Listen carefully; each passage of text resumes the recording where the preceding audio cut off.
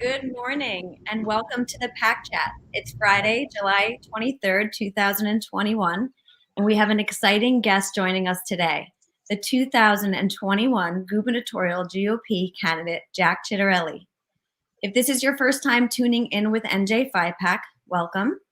And if you are returning, welcome back.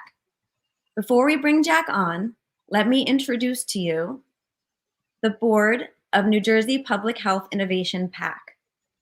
I'm Felicia Mullally, board chair, joined with Katie, our board secretary, Lori, our treasurer, along with Melanie, Rula, and Matt, who make up the board of directors. The board members and I were drawn together as everyday citizens, concerned citizens. We are parents, professionals, educators, health advocates, business owners, thought leaders, educators, and healthcare providers. We united by our shared commitment to defend and advance the freedom of every New Jersey resident to make medical decisions that best serves the bio-individual health needs of themselves and their families. On January 13th, NJPHIPAC launched as a political action committee and was registered through New Jersey Election Commission. We are a unique political action committee in that we are a grassroots PAC. We are also nonprofit and nonpartisan. The specific role of NJPHIPAC is to elevate the candidates that align with our mission. In order to make an impact, we collect financial contributions with New Jersey residents all over the states and direct them with the intent of influencing these key specific elections. The goal being to help seat into office the candidates that serve our interests by supporting them with financial contributions, as well as organized and strategic get out to vote electioneering tactics and grassroots efforts. To stay up to date and informed with current events and action alerts, or to donate, please make sure to sign up for our emails at njphipac.org and follow us on Facebook, Instagram, YouTube, Telegram, and Twitter. And now, I'm going to pass it over to Katie, who has the honor of introducing our guest this morning for an interview on the PAC Chat. Thank you, Felicia. Good morning, everyone. I am Katie Rivera, Board Secretary for NJPHIPAC. On behalf of the entire NJPHIPAC Board, I want to thank you for tuning in to our discussion with gubernatorial candidate Jack Ciatterelli. As most of you are aware, Jack prevailed in a Republican primary, which was of great interest to the health freedom community. NJPHIPAC came out almost immediately after the primary results were official, with an enthusiastic endorsement of his candidacy in this November's general election. While the primary gubernatorial race temporarily divided the health freedom community across three candidates, NJPHIPAC purposely wasted no time before jump-starting the necessary process of coming together. We believe that the unified support of our growing community is a prerequisite to defeating Phil Murphy and another 4 years of his tyranny. The board at NJPHIPAC began establishing an open dialogue with Jack and his team regarding issues most relevant to our community back in Q1 of 2021. Throughout this process, we learned that not only was Jack interested in discussing our concerns, but he also shares those concerns himself. So, our endorsement is one of confidence in a man who not only respects the freedom to make medical decisions as individuals and families, but also understands this freedom to be an essential component of public health. Some of you may be wondering, what exactly does an NJPHIPAC endorsement mean? We have developed a set of standards to determine whether a candidate is deserving of our endorsement. This is a process which includes the completion of our candidate survey, an assessment of any previous voting record, if applicable, and their stated positions on matters which relate to our mission. When NJPHIPAC endorses a candidate, you can be sure that all available evidence demonstrates that this candidate is the best choice for those who share our commitment to the principles of health freedom. Our goal is to provide you with clarity as to which candidates have made a commitment to these principles and where your vote and your support can be most effective in advancing our collective mission. In this case, Jack Ciatterelli is the clear choice, and we'd like to take the opportunity this morning to help all of you get to know him and his positions on some of the most important issues of the day. So, who is Jack Ciatterelli? Without further ado, let's bring on New Jersey's next governor and get started. Hey, Katie, good morning. Hi, Jack. Good morning. Thanks for having me. Oh, thank you for joining us. Thank you so much for being here. I want to start off this segment with questions that will allow our viewers the chance to get to know more about you. Beginning with, can you tell us who were you born to and where? Do you have any siblings? And how would you describe your upbringing? It was a wonderful upbringing. I grew up in a little town, a little Italian enclave, really, Raritan, New Jersey, in Somerset County. It's where my grandparents immigrated about 100 years ago, and was one of 4 children. My dad worked for Public Service Gas in the street department for 38 years. My mom worked on the line midnights for J&J at one of their plants.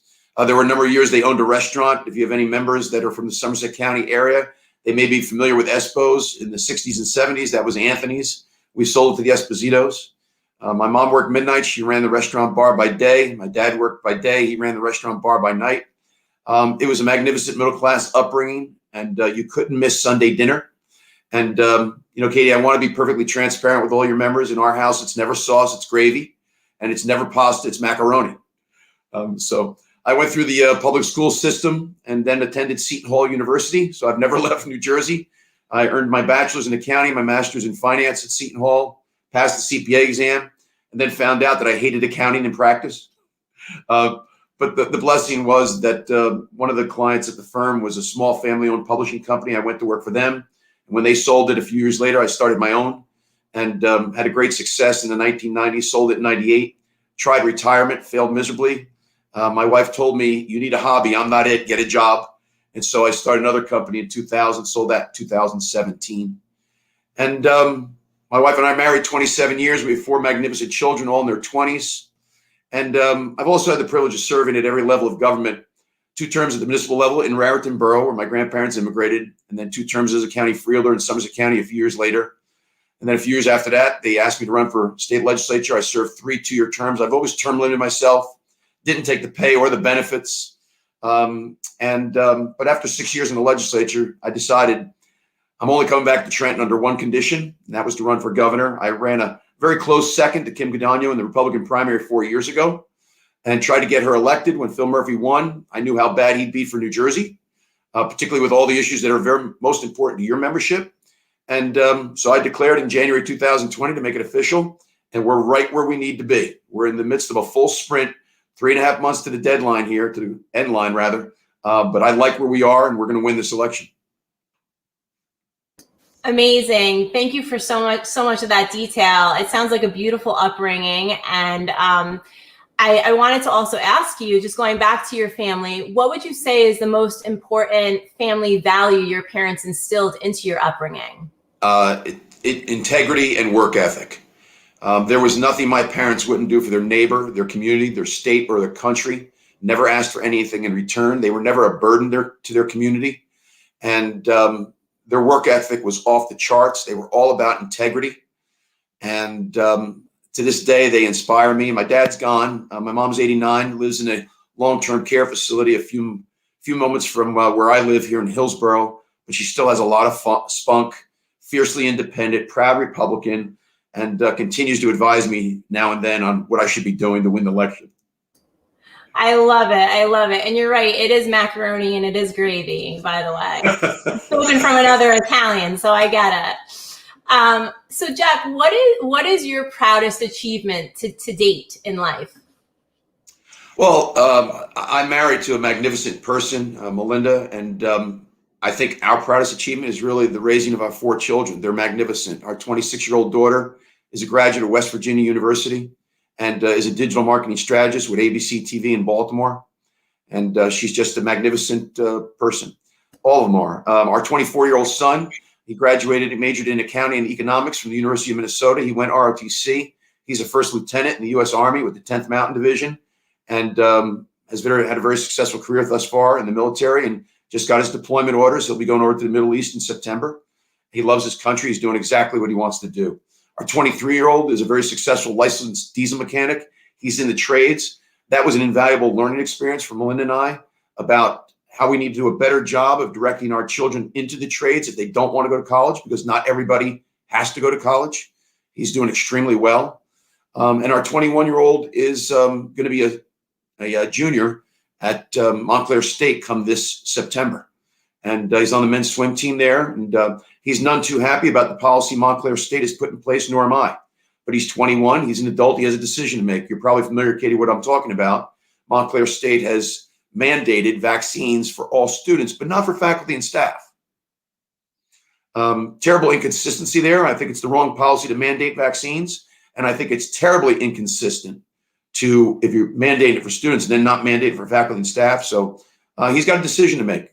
He's an adult. We're here to advise him. But those are our 4 children. That's our proudest achievement, Katie, our children. I mean, that's our real legacy, as for those of us who decide to have children, to raise them right and have them be self-sufficient. So when heaven takes us, they're A-okay.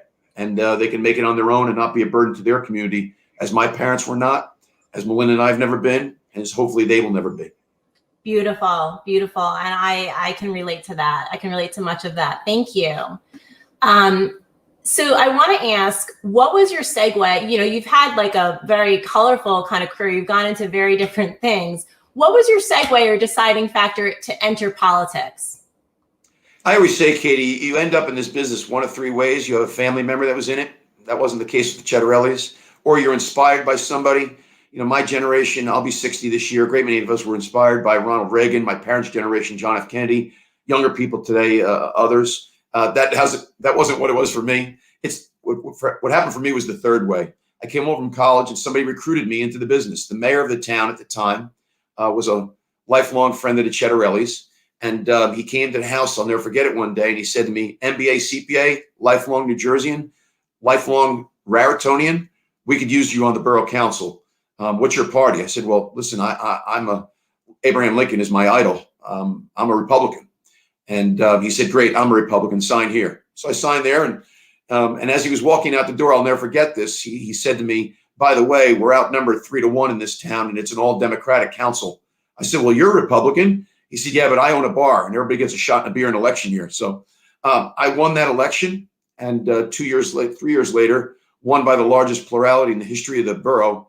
And within 2 cycles, we were a 6-0 Republican council, because I think we did a better job of listening to the people, knocking on doors, and talking about how we're going to solve people's problems. And it was a great way to start into politics. So that's how I got started. And I did my 2 terms, left. 10 years later, they asked me to run for county freeholder. Did my 2 terms, left, and then they asked me to run for a state legislature. And when I got a glimpse at Trenton, that's when I said, I'm coming back here under only one condition: to sit in the executive branch and effectuate real change for New Jersey. I love that. And that leads me to my last question, Jack, before I turn you over to Melanie. So we've spoken before, and you have mentioned that the governor role is not a stepping stone to get you to your next political rung on the ladder, going as far to say that governor is the last rung up for you. You shared that you have had a colorful and successful career across a myriad of roles, and becoming the next governor of New Jersey is not a role of need or necessity for you. So Jack, if it is not any of these reasons, tell us, what is your why? Why do you get up each day and devote presumably the majority of your time to becoming New Jersey's next governor? Katie, I appreciate you bringing that up. I mean, nobody's been more fortunate than I have. Listen, I'm not going to deny I've worked my butt off. I always have. And I do that to honor my parents who, all those hours owning a restaurant, my mom working midnights, my dad working in the ditch for 38 years. I owe it to them to work my butt off, and I do at everything I do. But this isn't a job I need. I mean that with the most humble of terms. I've already had the best titles in the world: son, brother, husband, father. I've been an owner CEO. We've been very, very successful because of all of our hard work.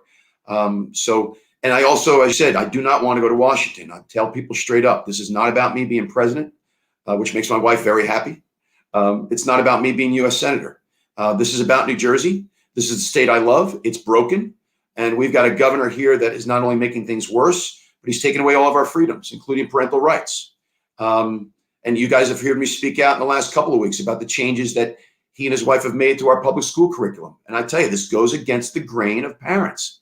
I will tell you very honestly, I feel very lucky today that Melinda and I, our children not in school, having to put up with what's going on.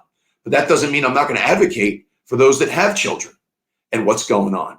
And this public school curriculum is wrong. So why do I get up and spend the majority? Katie, I'm going to be selfish for a second and say it's not the majority of my time. It's all my time. They're 18-hour days, and I spend 6 hours sleeping. But we can win this race. All we have to do is put in the right kind of effort, generate the right kind of energy, and we will win. We've won these races in the past. But I'm just very, very passionate about New Jersey because it's been so good to the Ciatterellis. But I'm also furious at how broken it is in so many different ways, fiscally and socially. And we can fix it. And I really believe a majority of New Jerseyans agree with us. And many times people don't know what they're looking for until they see it. Many times people don't know they don't like something until they see it. And I'm telling you, a majority of New Jerseyans don't like what they see out of Phil Murphy, his fiscal policies and his social policies. And so that's what this election is all about. And I'm excited. Thank you. Okay, and I think we're going to bring on Melanie Dragon. She's going to take over for the next set of questions. Thank you so much, Jack. Katie, thank you.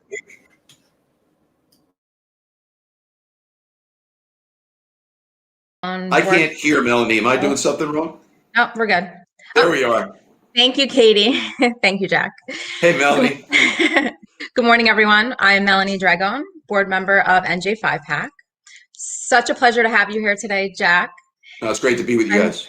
I'm so thankful for this opportunity to be asking you these pressing questions that our community is seeking answers to. So let's just jump right into it. So the biggest thing that this state faced in 2020 was the COVID-19 pandemic. Handle the pandemic. What would you have done differently? And what will you do going forward? The governor is responsible for public health and safety, so I'm all about saving lives, but I think we also have to focus on saving livelihoods. So I would never have closed down Main Street the way this guy did. There were terrible, terrible inconsistencies in executive orders.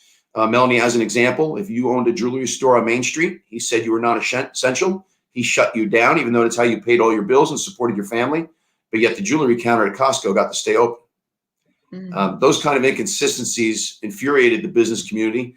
1 out of 3 small businesses have closed their doors forever as a result. And 50% of those small businesses are owned by females and minorities. I would never have ordered nursing homes to take in COVID-19 patients discharged from the hospital. From the very beginning, we've known who the most vulnerable are. My mother has lost 12 of her fellow residents at the nursing home. Governor Murphy ordered nursing homes to take in discharged COVID-19 patients from the hospital. And to show you what a difference leadership can make, the governor of Florida said, no way, no how are we sending COVID-19 positive patients into our nursing homes. And yet Florida, which has the largest senior citizen population in the country and a population double of New Jersey, has 1/2 the nursing home deaths. Another thing that I would have done is gotten our children back in school. There was no reason for our children not to be in school. And there were examples of schools being open, private and parochial schools, and even in Homedale, in Monmouth County, the public school K through 12 was open from last September. And so I would have had schools open. And listen, here's what I believe. You get the information out there. All of us in the very beginning, there was a lot we didn't know, but I think we found out pretty quickly. You get the information out there, and then you just have to trust people to self-regulate. Shutting things down as we did is bad for mental health. It's bad for the business community.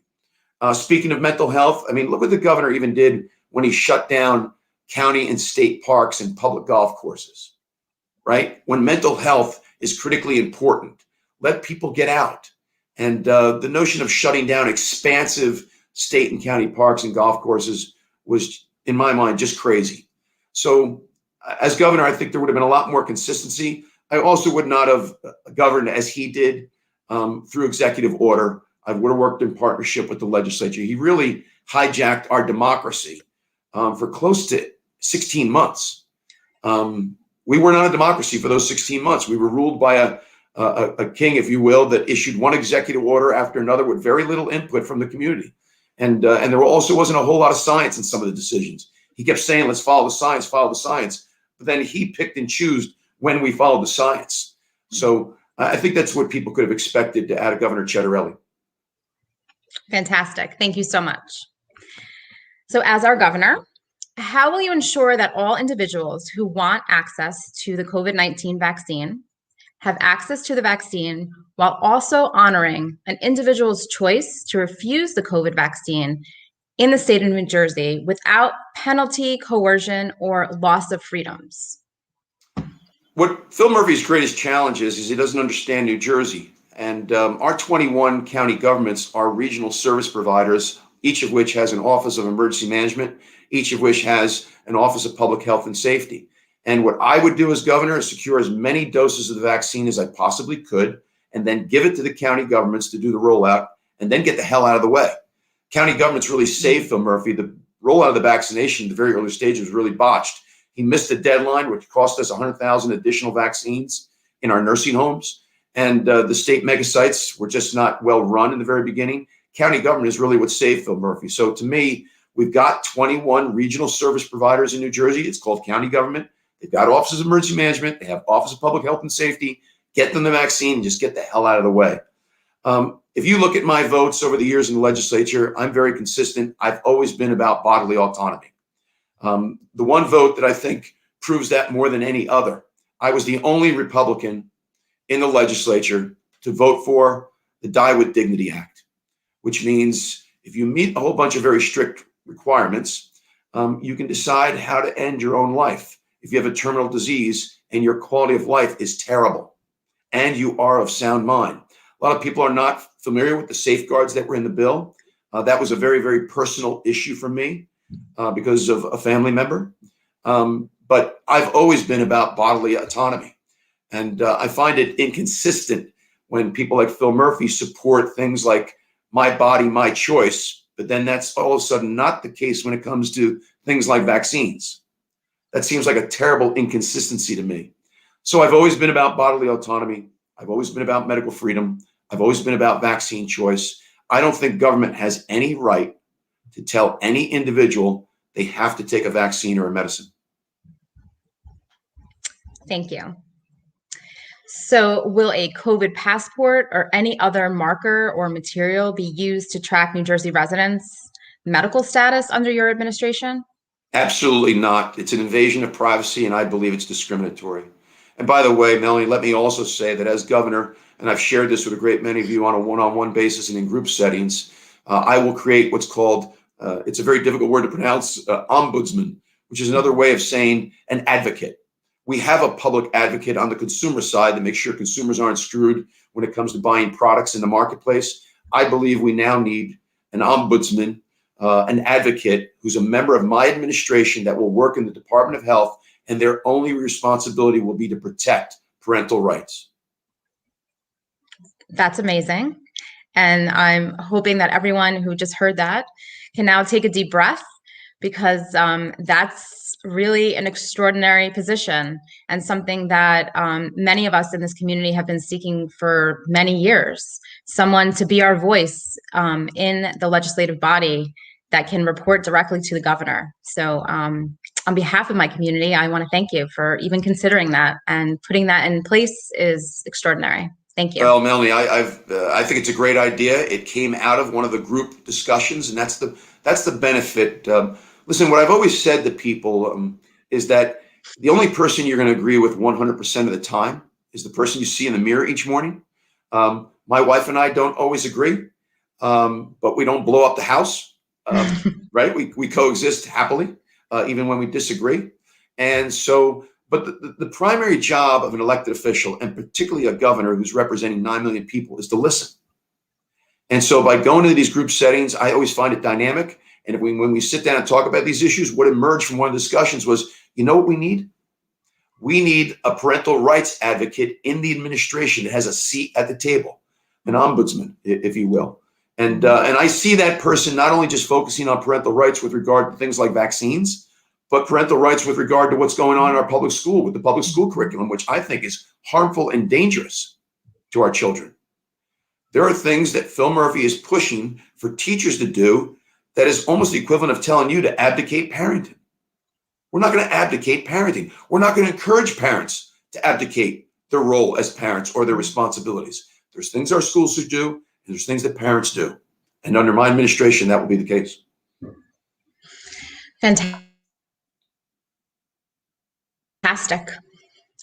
So as of recently, Governor Murphy has left student school day masking requirements in the hands of each individual district's Board of Education. What would your position on school day masking in New Jersey be as governor? As governor, what I would say is that masks are completely optional and left up to the parents as to whether or not a child, and that's what I would be saying. You know, the challenge we have, Melanie, in New Jersey is our blessing is our curse. Our blessing is we've got 565 municipalities, 600 school districts, and that smallness enables people to get to know their mayor extremely well, their police chief well, their superintendent well, their board president well, and we kind of like home rule. But the challenge is that when you just kind of leave it up to the 565 towns and the 600 school districts, you end up with this patchwork, right? Because you've got all these different people heading up all these very important boards. But here's what I would be saying as governor, that it is optional. It's up to the parents. Now, I might get a lot of backlash from people who say, listen, we want to decide for ourselves in our community. Well, if that's the case, here's what I'm advocating for as governor. There should be no mask mandate for children in our schools. I think it should be completely optional, left up to parents. So as I go around the state, we'll see whether or not people feel the same way, that you want that to come directly from the governor as an executive order. I don't think it's the kind of thing that should be legislated, but is an executive order. But I also don't want to be starting getting heavy-handed, just as Phil Murphy was. So I do think if we're going to leave it up to local communities, we've got to go to our Board of Education meetings and speak up, the way we did recently in Morris County and Randolph Township when they tried to take holidays off the calendar. Yeah. 2,500 of us showed up, and guess what? They reversed their decision. Mm-hmm. Yeah, I think more and more parents are paying attention to all of these issues. And so this conversation is vital. Thank you. And Melanie, the other thing I think is a very, very positive sign, we've got more people running for Board of Education positions than ever before. And so, you know, what I always tell people is get involved. And if you're upset, run for office. I mean, that's the way to really effectuate change. Let's get some of our voices on local school boards with respect to any type of mask mandate for students or the changes to the public school curriculum. Definitely. Great advice. So switching gears a bit, roughly 2.5% of New Jersey families in New Jersey utilize the religious exemption. Recently, parents in neighboring states like New York and Connecticut have had this religious freedom taken from them. In December of 2019 and January of 2020, New Jersey parents, in conjunction with key New Jersey legislators, stopped the religious exemption repeal bill from being heard on the floor of the Senate. It was a very close call, and New Jersey parents have anticipated the return of this bill ever since. If the religious exemption repeal bill is passed in the legislative body and came across your desk as governor, whether it was to tighten or to remove the religious exemption here in New Jersey, the million-dollar question that all of our viewers want to hear is, will you veto it? Yes. I've often said that I wholly support the medical exemption, the religious exemption, and I want to expand it to include a philosophical exemption. I do think there's some people that use the religious exemption wrongly, just because they don't want to be forced to have their children vaccinated. And so we need to give them another avenue. And also in so doing, protect those for whom the religious exemption is completely legit in every single way. So to me, the way to do that is to now include a philosophical exemption. And so, but the answer to your question is yes, I support the religious exemption, I support the medical exemption, and I want to expand it to include a philosophical exemption. Wow. So another positive legislative piece that everyone should be paying attention to, and kind of taking another deep breath, because having been in New Jersey medical freedom advocacy for over a decade, hearing the future governor say that he's interested and open and seeking a philosophical exemption is incredible. And by the way, New Jersey, my understanding is, would not be the first state to do that.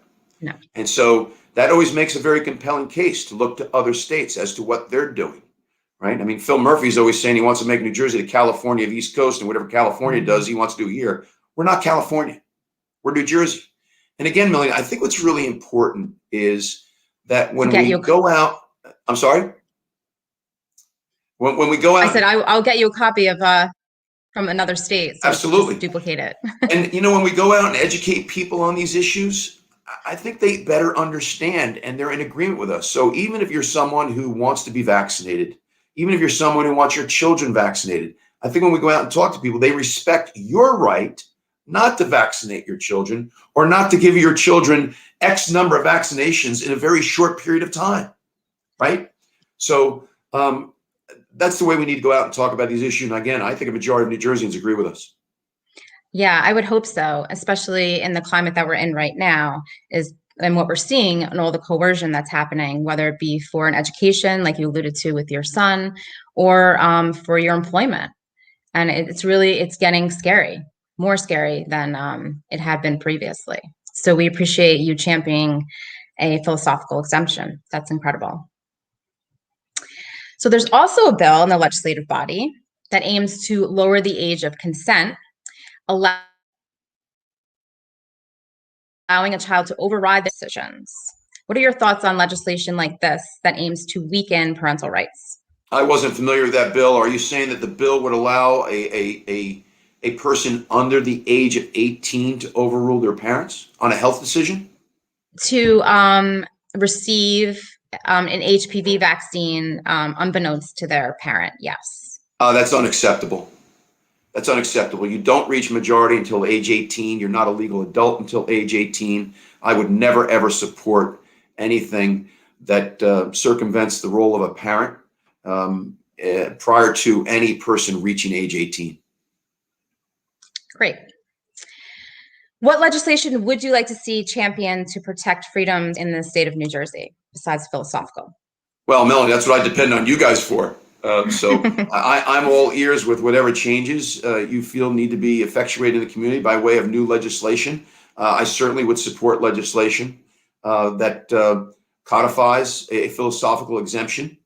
So I think that's something where we can start, and certainly working with the legislature to create the ombudsman in the Department of Health that is there to advocate for parental rights. Again, I'm all ears with respect to other places we may need to go. And we appreciate that. Having that open dialogue now as you're campaigning, and then to be able to connect with the ombudsman going forward is vital and a crucial piece that I personally am thankful for. What I always say, Melanie, to any business sector or any advocacy is give me the changes. And as long as we're not doing anything that, in the business space, what I always say is, as long as we're not screwing the consumer or hurting the environment in a way, listen, I'm all ears and I will advocate. So I depend greatly as a legislator. You can't be an expert in every single field upon which you're casting votes. And that's why it is so critically important to listen and to meet with the advocacies like yours to get educated. And then you've got to make a decision. So I've always relied greatly on the advocacies. That doesn't mean I'm owned by the advocacies, but my job is to listen. Yes, and we appreciate that tremendously. So my last question is kind of switching gears a bit about taxes. So people in New Jersey are packing up and leaving the state in droves, and one of the main reasons is taxes. Explain to us in simplest terms how you plan to handle the high taxes in the state. So the MBA CPA me has always been very, very passionate about fixing New Jersey's fiscal house, if you will. This is the highest tax state in the nation. My first focus is the property tax because it's the one tax that touches every individual, whether they own or rent, every business, whether they own or rent. We need a flatter and more equitable distribution of state aid for schools. 70% of state aid for schools goes to only 10% of our districts. Now, I'm not going to leave any child behind. I'm not going to leave any community behind. And I'm not going to adversely affect the quality of our K through 12 system. But what we do need is a flatter and more equitable distribution of state aid to schools. And when we do that, we can lower property taxes. And that is my first fiscal priority. My second fiscal priority is to just make New Jersey a much better place to do business. If we can get more jobs here and more high-paying jobs here, and I believe we can, with the changes I have in mind for the tax code, that would benefit New Jersey greatly and help us get our fiscal house in order so we can lower taxes across the board, particularly personal taxes. We need a tax structure that works for all New Jerseyans and our business class. I mean, under Phil Murphy, we now have the third highest personal tax in the nation, the highest business tax in the nation, the highest property taxes in the nation. On top of significant increases in the gas tax, he increased tolls. He borrowed $4.5 billion he didn't need to. And he told us that if Joe Biden was the president, we'd get the SALT deduction back in New Jersey, the ability to deduct your state and local taxes on your federal tax return, which is critically important considering how high our property taxes are. Well, guess what? You don't see Joe Biden giving us back our SALT deduction. They duped us. So that's his record in 3+ years, not to mention that Chris Christie's last budget was $35 billion. 3 years and 2 months ago, the budget was $35 billion. Today, it's $46 billion. It's up $11 billion, more than 30%. And so are you better off? Do you feel that extra spending benefiting you? No. And most New Jerseyans don't. So we've got to get our fiscal house in order. It's what I've always done at every level, at the municipal and county level. It's what I couldn't do as a member of the minority in the legislature, which is why I'm only coming back under one condition, the executive branch. Fantastic. Well, thank you so much, Jack. And thank you for being so candid. I'm sure everyone viewing this is able to see now exactly the candidate that you are and that you're looking and seeking to address the issues that matter to so many New Jersey residents. Well, I appreciate that, Melody. And listen, our job is to communicate on these subject matters, and these are really important issues, in a way that gets a majority of New Jerseyans to say, you know what, that's a reasonable position. I'm going to vote for that guy. I support that advocacy. You know, I may want to vaccinate my children, but I understand those moms who feel differently for medical reasons, religious reasons, philosophical reasons. So you really need to depend on me, and I'll come through to communicate on these messages in a way that wins a majority, because majority is what wins elections. And when we win the elections, we get to make the rules. Yep, exactly. I'm going to bring on Rula now, and she's going to ask you some questions that came directly from some of the viewers today.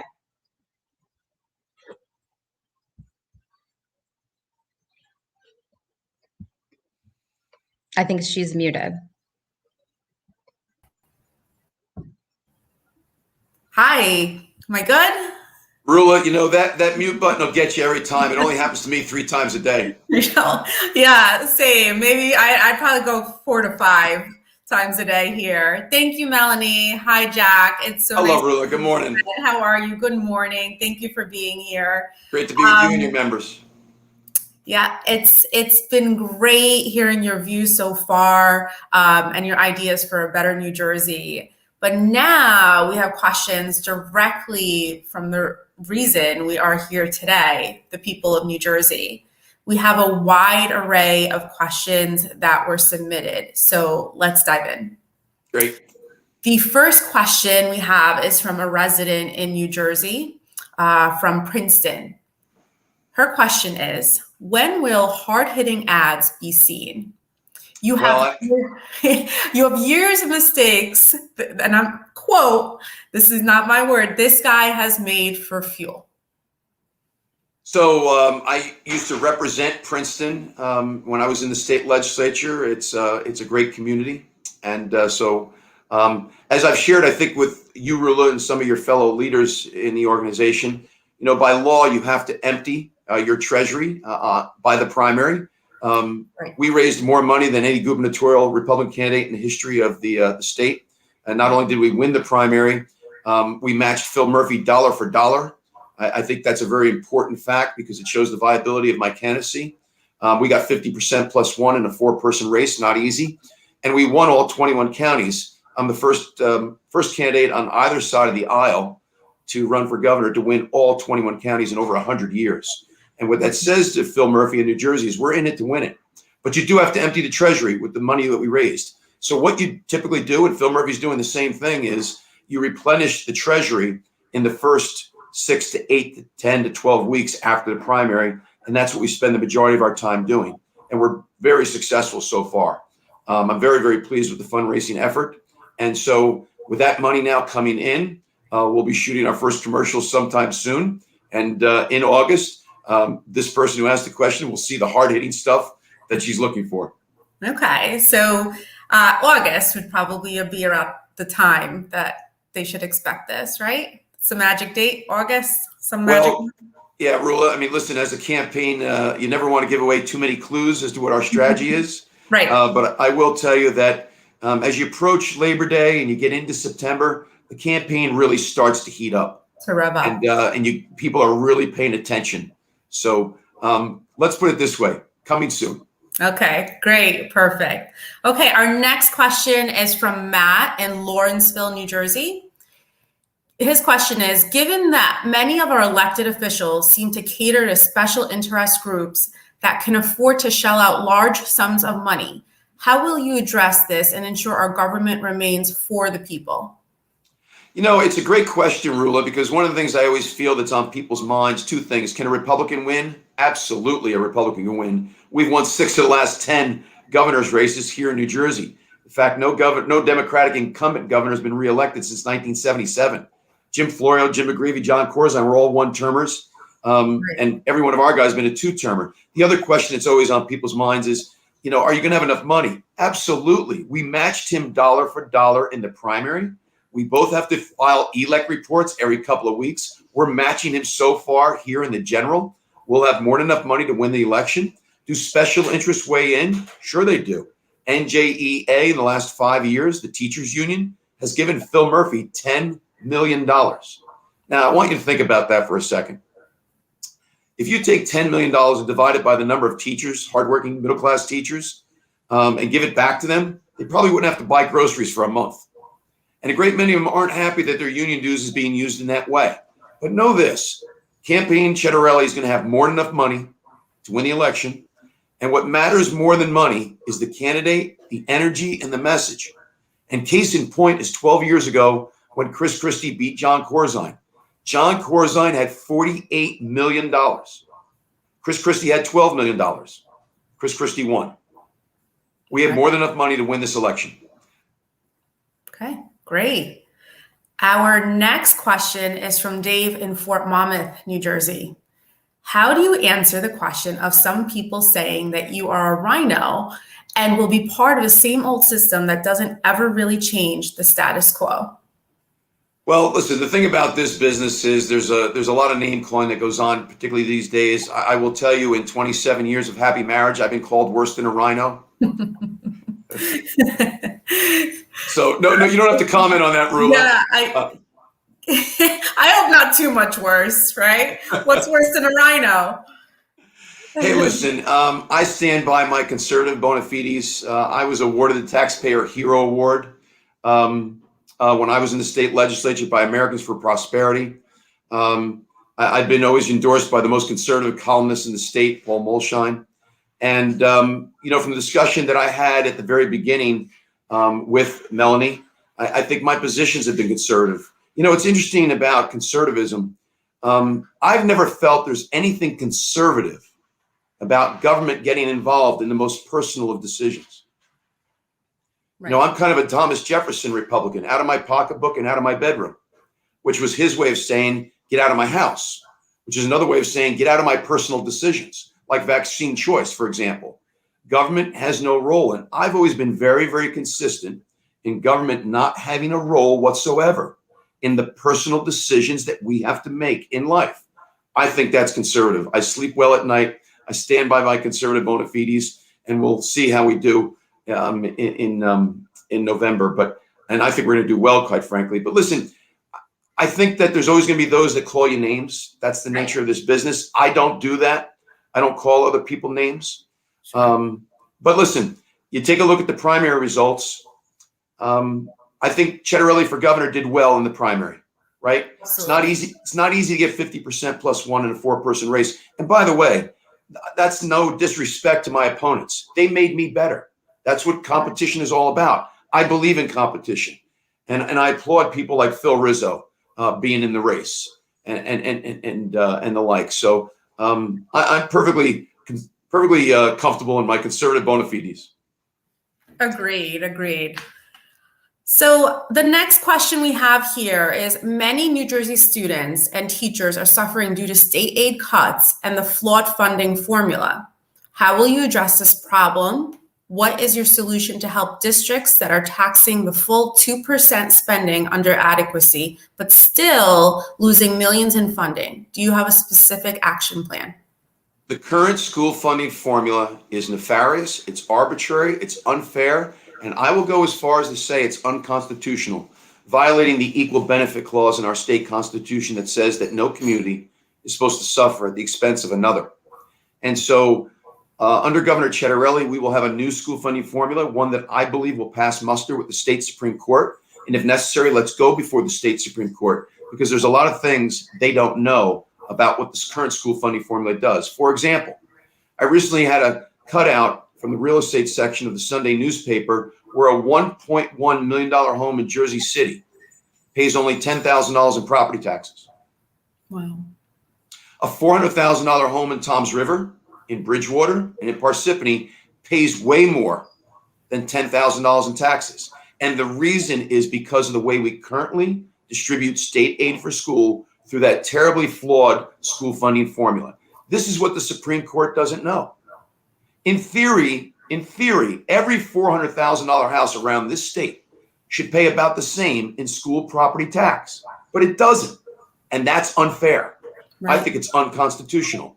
So under Governor Ciatterelli, we're going to have a school funding formula that, and let me be clear, Rula, without leaving any child behind, any community behind, and without adversely affecting the quality of education, we'll have a school funding formula along the lines of X for every English-speaking student, Y for every English language learner, and the state will pick up the cost of special education, because parents shouldn't have to go shopping for great special education if they have a special needs child. And that's the case today. And I think that's unfair. Right. I mean, so what you just spoke to right now doesn't only affect teachers and students. I mean, this affects every tax-paying citizen in New Jersey. So thank you for providing some clarity there. And Rula, if I may, only in Phil Murphy's world do you increase the budget by $4 billion and then cut aid by $5 million to Toms River School District. You cut aid to more than half of the 100 county school districts have had their aid cut in a budget that went up $4 billion. None of it seems to make any sense, but your plan does. So thank you for giving us some insight there. Okay, the next question I am going to say is very important to many of our specific viewers here on our live today.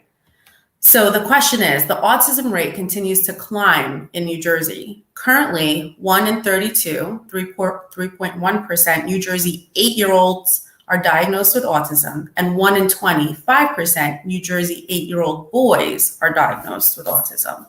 Given this information, how will you address autism in New Jersey? What short-term and long-term plans do you have for New Jersey children on the autism spectrum, their families, and communities? And this came from a resident in Midland Park, New Jersey. So the short-term plan is twofold. First is to make sure And you just heard me say that the state is going to take over the cost of funding special education Right. throughout the state for all special needs students to make sure they're getting a quality education. That's a short-term proposal under Governor Ciatterelli. The second thing we need to do in the short term is put together a work study group to find out, why does New Jersey have the highest autism rates in the country? Why? I know there's theories, but we need to get together experts and parents and people from the community into a work study group and give them 6 to 12 months to come back to me as governor and said, here's what's going on in New Jersey. If we're number one in the wrong things, we need to find out why. And so let's do that research. The other thing I'd like to see over the long term is, we know that our special needs students are allowed to stay in our K through 12 system through age 21. Okay, Right. I support that. I also support and advocated for, in this particular year, allowing them to stay until age 22 because of all the learning loss, because Phil Murphy shut down the schools for way too long. Right. But over the long term, what I'd like to see are, if you will, vocational training opportunities, continuing professional development opportunities for special needs people into their 20s, so they can remain members of the workforce. Right. So I don't think, quite frankly, that we could stop educating our fellow citizens who are special needs at age 21. Right. We need to provide guidance and support for them into early adulthood. I couldn't agree more. Absolutely. And as we all know, this day and age that we live in, the marketplace, the labor market is changing at warp speed. Right. If we don't guarantee that people with special needs remain viable members of the workforce, okay, Right. that's bad for them. It's bad for New Jersey, and heartbreaking for their families. Absolutely. So I want to see continuing professional development opportunities for these fellow citizens all through their 20s and beyond, if necessary. Wow, great. I mean, I'm sure those words are very comforting to many families across New Jersey who children have either special needs or are on the spectrum. So thank you. Okay, so your final question from the public, and this comes from Christina in Tewksbury, if I'm saying that correctly. You are? Okay. I switched from registered Democrat to Republican this year. I voted for Murphy and did not realize back then that he and many of his party want to take away our freedoms. What are you finding to be the most important issues that would sway more in New Jersey to do the same or to vote for you? Certainly, the loss of freedoms is on the minds of a great many people, and particularly parents who lost the opportunity for their children to attend school. It was heartbreaking when I heard of a number of parents, Rula, that pulled their kids out of public school because it was closed, because remote learning doesn't work, and sent their kids to private or parochial school. Listen, great for them, but when you really think about it, a lot of people don't have the financial wherewithal to do that, right? Right. So, absolutely. listen, this campaign is very much about getting our freedoms back in our personal lives, our freedoms back in our professional lives, our freedom back in the business community, right? I mean, last year, there was no reason for restaurants to be at 35% capacity. There was no reason to shut down restaurants at 10 o'clock at night, because, Rula, the virus is much more contagious at 10:01 than it is at 10 o'clock, right? Right. I mean, it changes that when that clock strikes 10, the virus really amps up. So this campaign is really all about getting our freedoms back. Now, I want to be clear. We're all about saving lives. And we know there are some people that are much more vulnerable than others to this virus. And as I shared before, my mother lost 12 of her fellow residents at the nursing home. Okay. But we also need to save livelihoods, and we cannot restrict people's freedoms. We lost our democracy, and we had somebody that ruled by executive order for 16 months and took away, for example, our right to assemble, our right to run our business, our right to worship. Right. And then went on TV and said, the Bill of Rights, that's above my pay grade. Got to tell you something. I don't know if he was trying to be funny. It's not funny. When people can't worship, when people can't run their business, when people can't assemble, okay, when their kids aren't in school, it's not funny.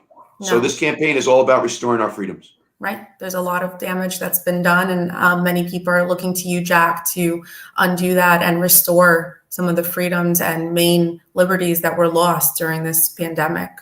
So great. So that wraps up the public questions. Thank you, Jack. You covered so much. You provided so much clarity and insight to your views here. And we thank you for that. I think a lot of people had questions, and today was a chance for them to have those questions answered and hear it directly from you. So thank you. Well, Will, listen, one of the things I love about the campaign, and I've always prided myself, unlike Phil Murphy that goes into a bunker. I mean, the other day we both showed up at some type of business event, 200 people in the audience. He read from a script and didn't take Q&A. You know, that's called the prevent defense. Nobody running for governor should be in prevent defense mode. Get out there, interact with people, have an honest and blunt conversation. And I just feel that you provided me an enormous opportunity this morning to get up close and personal with your membership. And I've always felt confident that even if they don't agree with all my answers, they'll at least appreciate my honesty and still be inclined to vote for me. And most importantly, go out and talk to people over the next 3.5 months. Hey, let's get this guy elected. He's New Jersey. Yeah, and our community appreciates accessibility, clarity, transparency, and I think you've been all three of those. So thank you. Thanks, Rilla. Yeah, so we're going to switch gears a little bit. We're going to be a little bit lighter now. We're going to give the audience a chance to get to know Jack Ciatterelli, not the politician, the true Jack Ciatterelli. So we're going to ask him. Really, Rilla, did you have to use that word, politician? I had to. I'm sorry, Jack. But I know there's more to you than that. And everyone here wants to get to know you a little bit more. So, you survived the deep dive round. So thank you. So here's your first question. What was your first paid job in life? First paid job in life. Well, are we talking about full-time? No, first pay as far back as you can remember. It doesn't have to be full-time. Your first gig that got you $1. Yeah, well, the first gig that got me $1 is I was in charge of all the umpires, and I was an umpire for all the baseball leagues in our hometown of Raritan. So we had 3 different leagues, Pony League, Little League, and Minor League, and I was the supervisor for the umpires. I did that all through my my summers while in college. Oh. And then once I graduated college, my first job was as a financial analyst with Dun & Bradstreet before going back into the accounting firm. Interesting. Okay. So second question, do you have any pets? Oh, you bet we do. I wish I can get him here. I think my wife has. I've seen him, your bulldog, or is it? Yeah, our bulldog. Yeah. Jordy's half English, half French bulldog. 45 pounds of just love and energy. And he's wonderful. You know, when you come home after another 18-hour day, and of course, everybody's already in bed. It's 11:30 at night. And he's standing there at the door wagging his tail. You know, he's just, he's great therapy. He's been part of the campaign. I've seen him out there too, not only home, he's hitting the streets with you. Well, he's a registered Republican, Rilla, and I hear he's voting for me. You can tell, you see it. All right, next question. What is your favorite restaurant in your county? Well, certainly here in Somerset County, there's a great many restaurants that Melinda and I enjoy.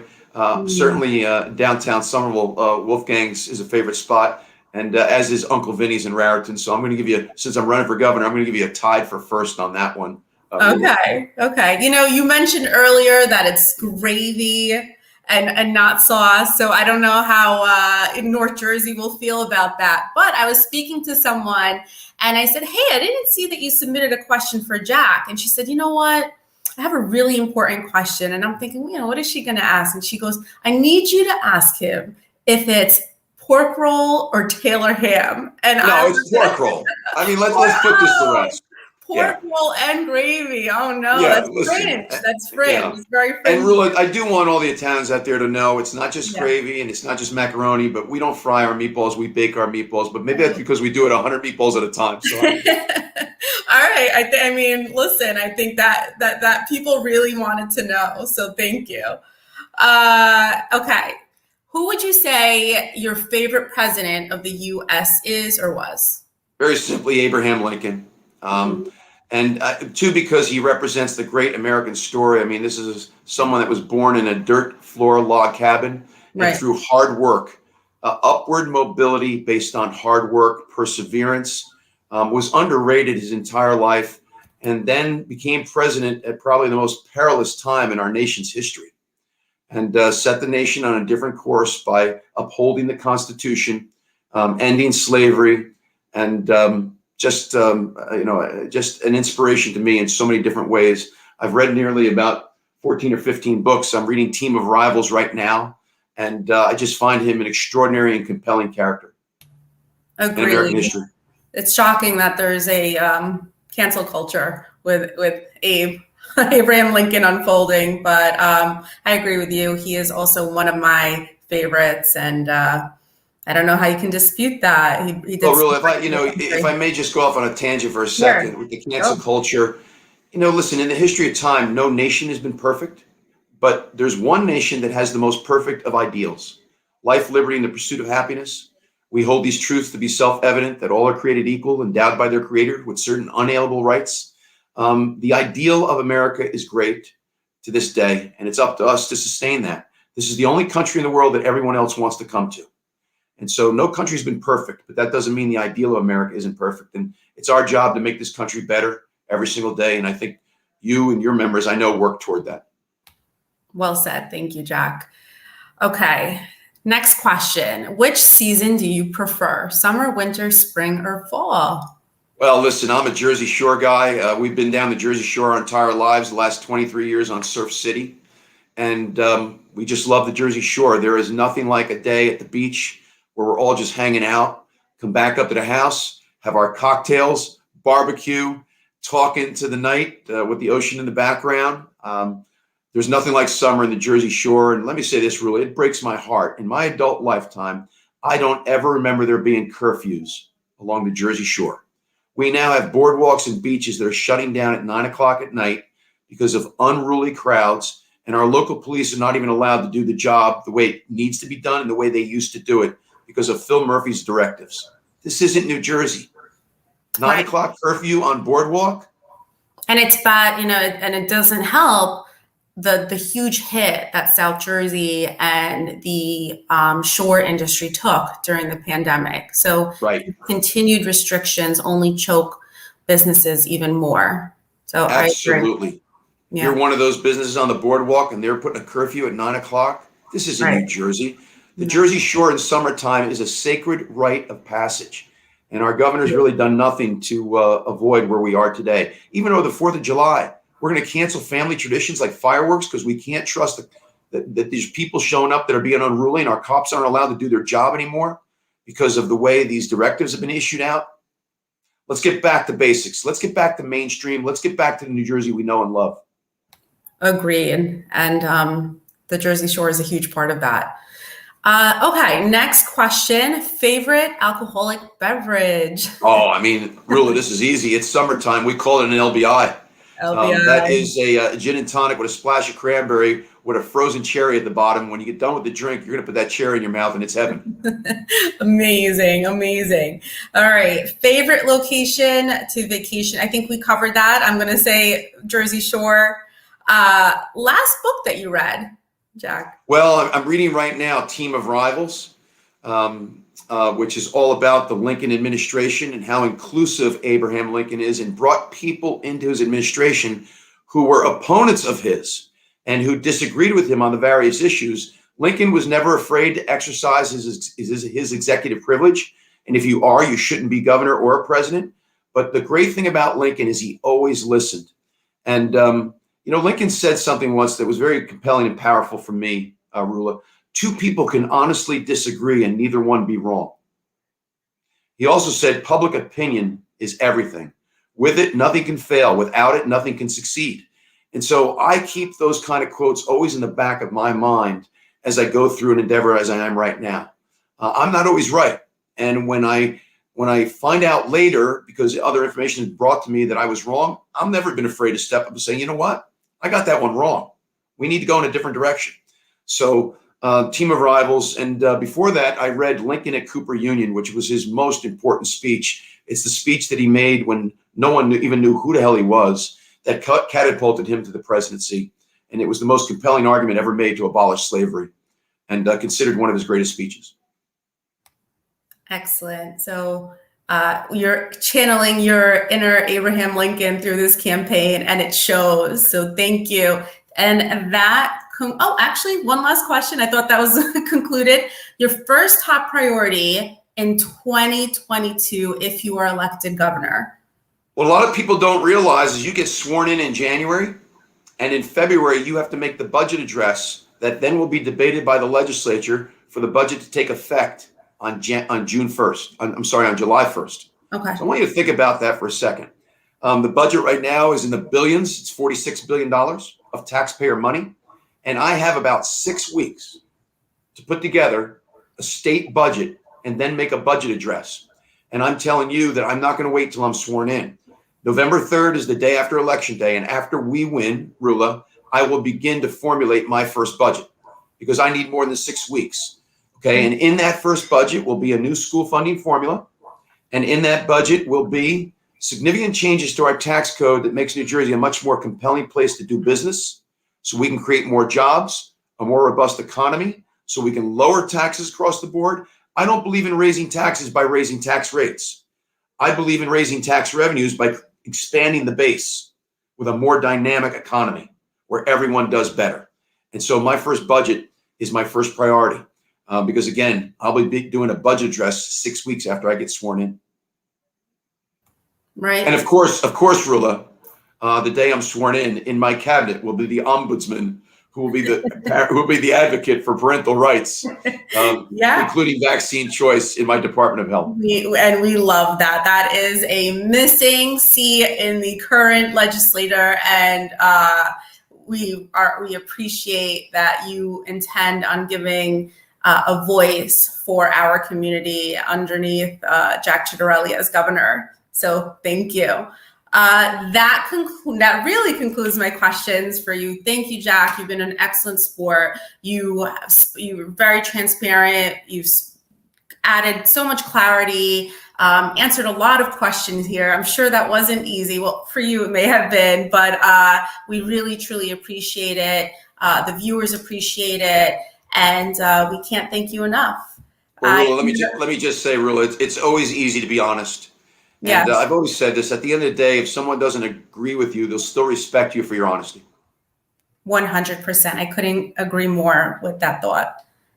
We are going to bring Felicia back on, I believe, to make some closing statements, and I will be hopping off. Take care, Jack. Hey, Rula, take care. Excellent Good seeing you. weekend. Okay, You too. take care. Thank you, everyone, for viewing.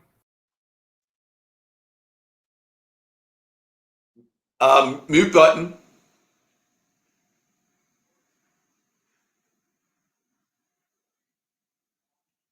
We've got to get Felicia off mute.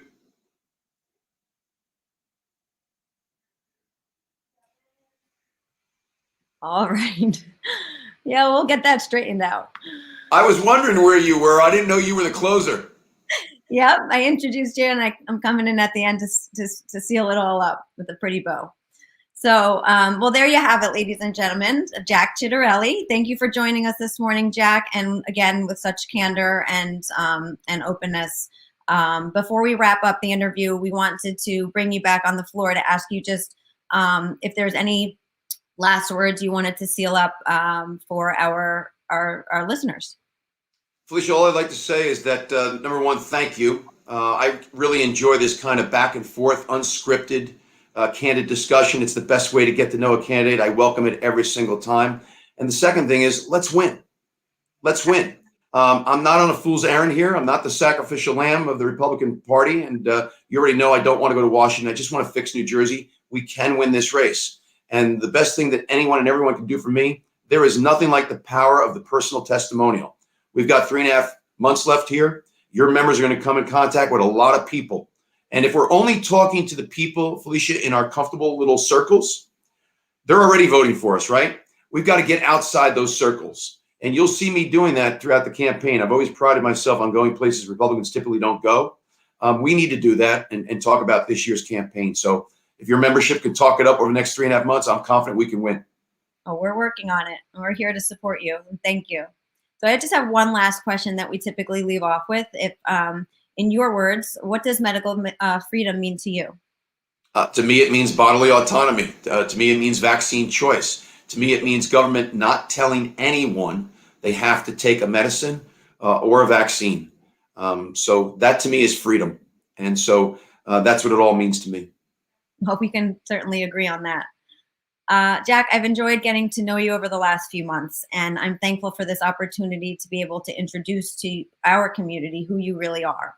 On behalf of myself and the entire board of NJPHIPAC, we wanted to again extend our gratitude to you for taking the time this morning on these very important topics. We also wanted to thank our audience for joining us and staying tuned in. And we know this year has been really tough, right? For so many various reasons for all different people and all walks of New Jersey. But this year we do have an opportunity to make a change, as you said. This 2021 legislative and gubernatorial elections in New Jersey are key focus for NJPHIPAC. So in addition to you, Jack, NJPHIPAC has already begun and will continue to support other candidates to support our community's goals and our mission, which ultimately is health freedom here in New Jersey. Our plan is to bring to light key areas where we can and will win in New Jersey. So we will begin a process of restoration in the state, because just like you say, Jack, your slogan, let's fix New Jersey. So let's go get it. If you haven't already donated to NJPHIPAC, we encourage you to do so at njphipac.org/donate. You can also donate directly to Jack by going to jack4newjersey.com. Is that correct, Jack? Jack4nj.com, and that's the number 4. Number 4 and NJ. Okay, thank you. NJPHIPAC is committed to bringing information directly to our donors regarding strategic ways to help us be successful in this pivotal, oh so pivotal election year. I wanted to say one last time, thank you, Jack. Thank you for taking on this race. We appreciate your dedication and campaigning across the state, and we see your diligence in getting out every single day. As you said, you sleep 6 hours an evening. I would crash. So thank you for everything you're doing to get to the residents of the state so they can better know you the way we do or have gotten to know you. Anyone who Thank you for the opportunity to be with all of you leaders of FIPAC and your membership and all those that are part of this advocacy. I also want to commend FIPAC for the way it goes about doing its business. That's the way to advance in advocacy. I know you guys sit down with all legislators, even those that may not be in complete agreement with you right now. I think that's critically important. That's the way to go about your business and advance this advocacy and just advance the cause and to be successful over the long term. Absolutely. And I want to commend you. I think there's just one trait that I think is so amazing about you, and that's your memory and your ability to have this impeccable strength in remembering people when you meet them, and a defining character trait about them as well. I've commented to many people about that trait that you have, and I think it's a really good, strong testament of your ability and capacity to listen and retain information, and your ability to show how effective you're going to be in the gubernatorial position. So, Felicia, is that a very nice way of telling me to stop teasing Katie about her spreadsheets and PowerPoints? I've commented about that specifically. Yes, I think it's great. It's a gift, but it shows that you're listening, and hearing you speak so candidly as well. You know that you've really listened to our issues and what's important to our community, and not only just learn from it, but are willing to act so strongly on those issues. And it's just very telling of the type of person you are. So thank you. I appreciate that. So I just wanted to wish you a wonderful weekend. Have a great day. To our viewers, we encourage you to please share this live on our social media channels. Let's get the word out. Let's get behind Jack Ciatterelli in the 2021 New Jersey elections. Thank you again, Jack. Felicia, thank you. And I got to tell you, when you say my last name, you nail it, Felicia. But then with your last name, you better. Absolutely. I hope so. All right, Jack. Thanks so much. Signing off from the PAC chat. Happy Friday, everyone.